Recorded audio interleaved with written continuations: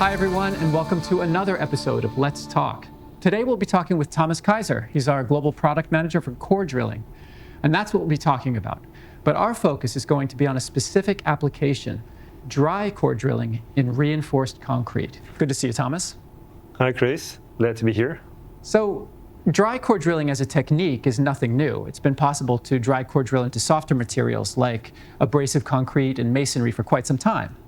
But dry core drilling into reinforced concrete is relatively new, isn't it? Yeah, that's correct. So the ability of dry drilling into reinforced concrete has really pushed now the boundaries of what historically used to be a very limited application range. And that's because of or thanks to the soft percussion that was actually launched like in the early 2020s or so. Okay, and how did soft percussion change the game? Well, did you ever try to dry drill in reinforced concrete with a standard drill? I would not recommend that. No, and that's because the standard core bit actually doesn't have the ability to cool down the segments. So what will happen is that your diamond will turn back into graphite over a certain temperature, and the risk is also that you're glazing a segment, and then it can be very time-consuming to expose new layer, and that can be also costly. Okay, so how did soft percussion change that? So the soft percussion actually does two critical things. One, it's hammering the segment into the hole. Okay. And the second thing is that it's keeping exposing new layer of your segment. Also, I mean, with the soft percussion, it's helping to cool down your segment inside the hole. Why even do dry drilling in the first place? I mean, why can't you just always use water? Water will definitely remain like the standard in the application. I mean, it's the classic method that will always remain.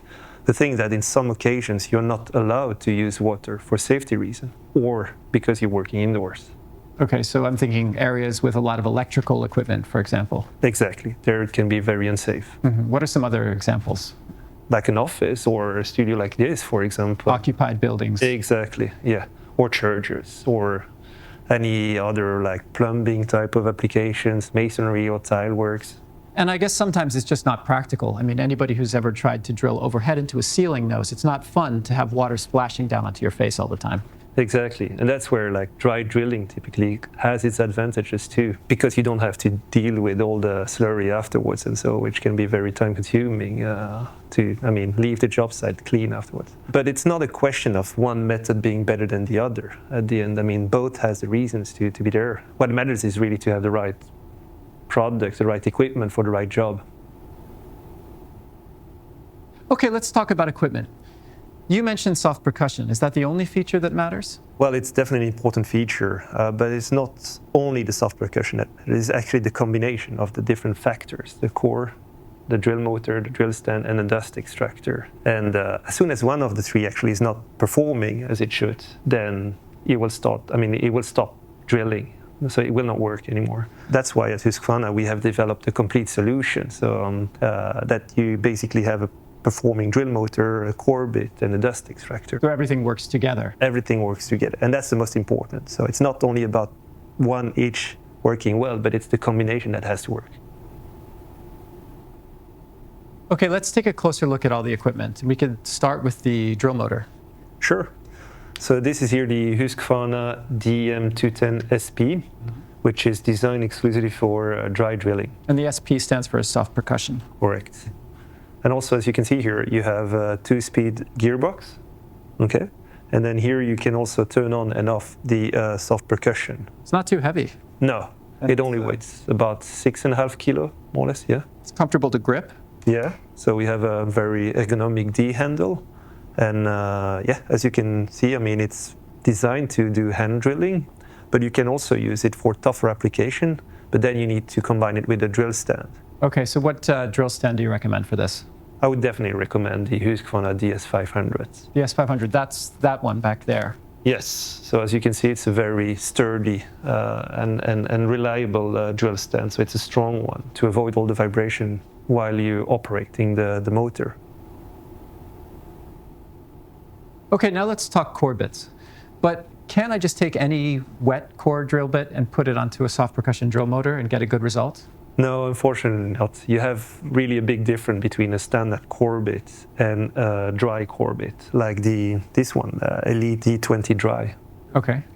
So the big difference first is actually on the segment as such.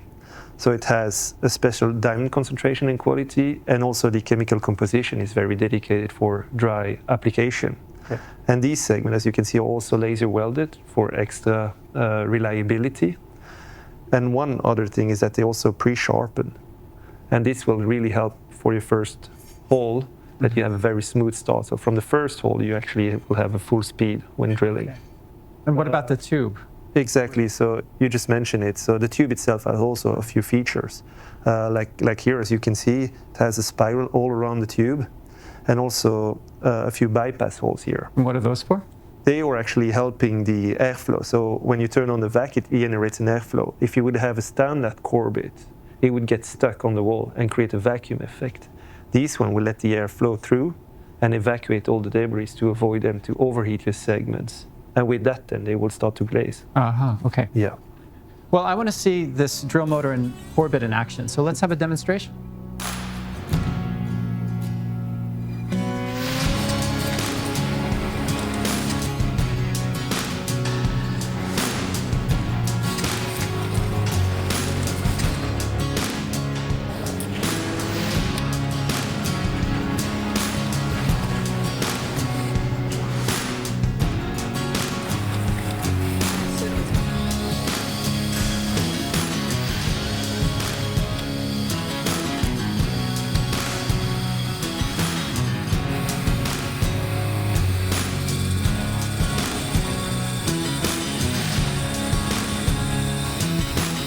So here you can see the action of the soft percussion in combination with the specifically designed dry drill bit.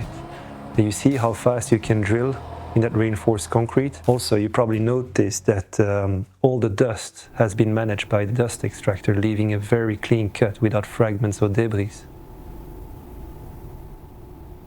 Proper dust management is always important on any construction site, and that goes for dry drilling too. It's important for the operator's health and safety to minimize exposure to silica dust, but it's also important for the performance of your equipment because it helps keep the drill bit from overheating. And the best guideline will always be to match your dust extractor according to the specific requirements of the job site.